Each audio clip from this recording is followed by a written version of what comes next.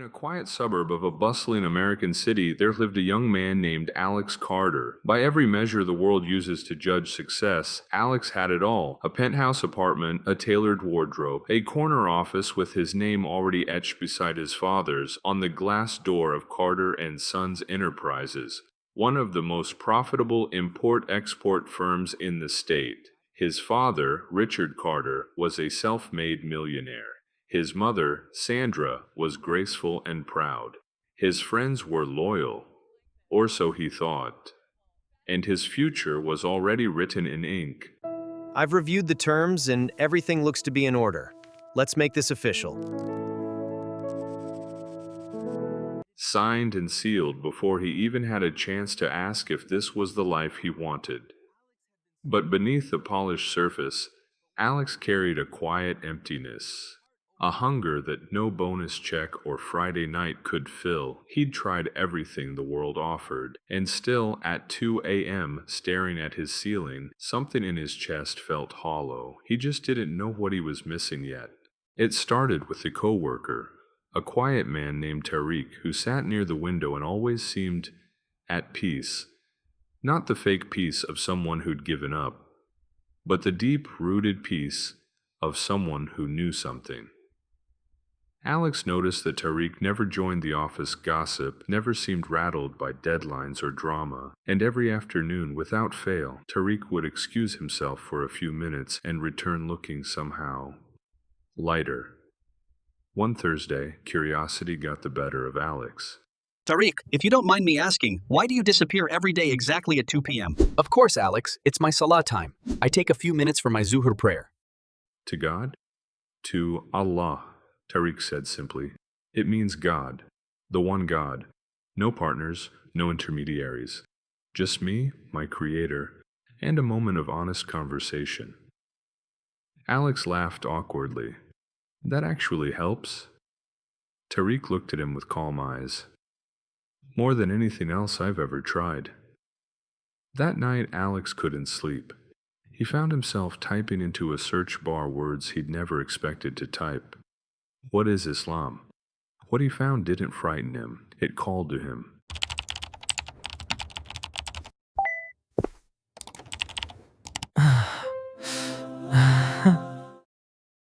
Over the next 3 months, Alex read about Islam. He visited the local mosque, once, then again, then every Friday. He sat in the back, listening to the khutbah, watching men of every color, every background stand shoulder to shoulder in prayer. No hierarchy, no performance, just submission to the one who made them. He read the Quran, first in English, then slowly trying the Arabic. A verse stopped him cold. Verily, with hardship comes ease. Quran 94:6. He read it again and again. Something in those words felt like a hand reaching through centuries of time and placing itself gently on his shoulder. He began praying, quietly, in his apartment, unsure of himself. Allahu Akbar, Subhana Rabbi al-Azim, Sami Allahu liman hamidah, Rabbana wa laka al-hamd, Subhana Rabbi al-A'la, Rabbi ghfirli. Getting the words wrong, starting over, but meaning every syllable. And then, one crisp Saturday morning at the mosque, with Tariq by his side and the imam bearing witness, Alex Carter spoke words that would change his life forever. Say, Ashhadu an la ilaha illallah. أشهد أن لا إله إلا الله Wa ashhadu anna Muhammadan Rasulullah. Welcome to Islam, brother. I bear witness that there is no God but Allah, and I bear witness that Muhammad is his messenger. He wept. He didn't know why at first. Then he realized these were not tears of sadness. They were tears of arrival. After years of wandering, he had finally come home. If only the world had celebrated with him. Alex made the mistake, or perhaps the brave choice, of telling his father first. Richard Carter did not take it well. Islam, his father said, his voice dangerously quiet. You've joined Islam. I've reverted to Islam, Dad. I believe it's the truth. What followed was not a conversation. It was a verdict. His father stood, adjusted his tie, and said words Alex would never forget. As long as you follow this religion, you are no longer my successor. The business goes to your cousin, and frankly, Alex don't expect a place at this table.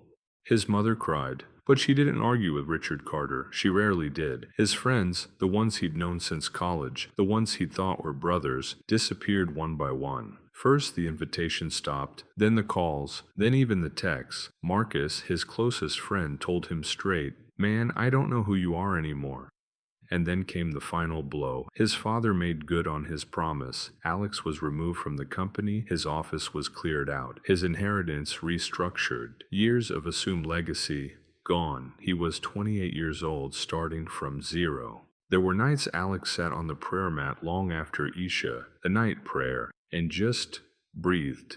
Some nights he questioned himself, not his faith but his strength. Was he enough? Could he carry this? But he kept praying. O Allah, this situation is overwhelming me. Please grant me patience and guide me through this hardship.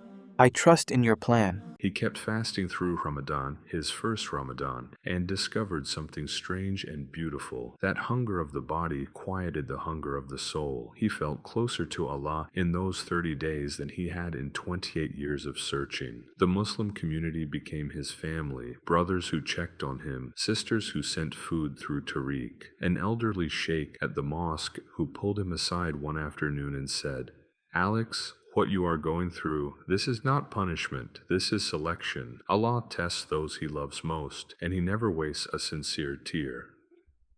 Alex held on to those words like a lifeline. He started small, a consulting gig, then a small business of his own, importing ethically sourced goods built on honest dealings and the principles he'd learned from his faith. He worked harder than he ever had, but this time with purpose, not for his father's approval, not for a title on a glass door, but because his work was now an act of worship. Whatever you do, do it with excellence. The Prophet Muhammad, peace be upon him, had said. Alex took that personally. 3 years after his reversion, Alex got married to a Muslima, a simple nikah.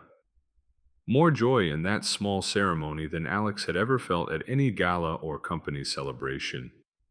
Alex's business Alhamdulillah. grew steadily, I am not so explosively, grateful for but this blessed. blessing and success. Clients trusted him, partners respected him, he never cheated, he never cut corners, and somehow the doors that mattered kept opening. He had lost a fortune, he had found a life. It was Ibrahim Alex's son's 3rd birthday when Richard Carter showed up at the door. Alex hadn't seen his father in 4 years. Richard stood there, older, looking, holding a wrapped gift, uncertain. Proud men are always uncertain when they've come to say sorry. "Can I come in?" Richard asked. Alex stepped aside without a word.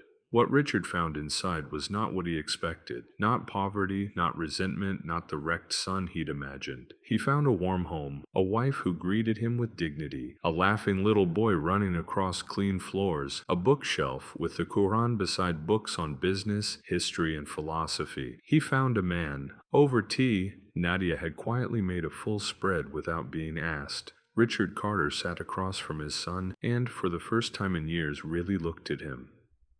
"You seem happy," Richard said. It came out almost like an accusation, then softer.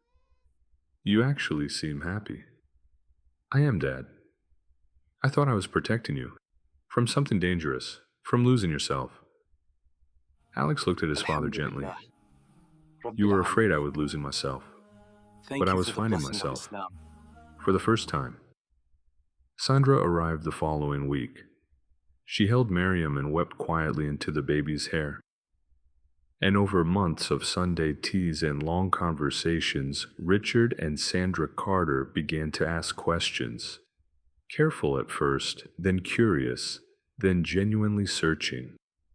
They read the pamphlets Alex quietly left on the coffee table. They watched documentaries. Richard, a man who had built his life on logic and evidence, found himself reading about the scientific references in the Quran at midnight with reading glasses he pretended he didn't need. They never judged what they found. They only discovered that their son had not fallen into something dark. He had walked into light. Alex Carter lost everything the world told him mattered, and in that loss he found the only thing that does. He found God. He found himself. He found a family built on faith instead of circumstance. He found work with meaning, love with depth, and a peace that no bank account had ever given him. His story is not unique, not among those who reverted to Islam. Across every continent, in every language, there are Alexis, men and women who heard something call to them from beyond the noise of modern life, who paid a price the world said was too high, who paid it anyway, and who, on the other side, found that Allah, the most merciful, the most generous, repays every sacrifice with something greater than what was given up, every time, every. Before we close, let us take a moment, because it is owed to every man and woman who has taken their shahada, knowing the road ahead would be hard. We see you. To the revert who celebrated Ramadan alone because their family didn't understand, we honor you. To the one who lost their job, their inheritance, their friendships, their family, and still unrolled their prayer mat at Fajr in the cold and whispered Allahu Akbar, you are among the bravest human beings alive. You chose truth when comfort was available.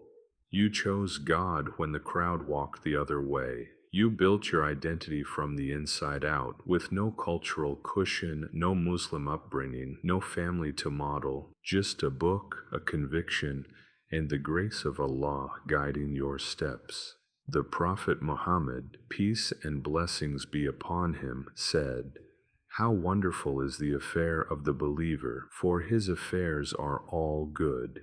If something good happens to him, he gives thanks to Allah, and that is good for him. If something bad happens to him, he bears it with patience, and that is good for him. You are living proof of that hadith. We love you, our revert brothers and sisters, and whoever relies upon Allah, then He is sufficient for him. Indeed, Allah will accomplish His purpose. Allah has already set for everything a decreed extent. Quran 65:3. And to all our viewers watching, if you enjoyed today's lesson, please like, share, and subscribe to our channel so we can continue learning together. Assalamu alaikum. Wa alaikum assalam.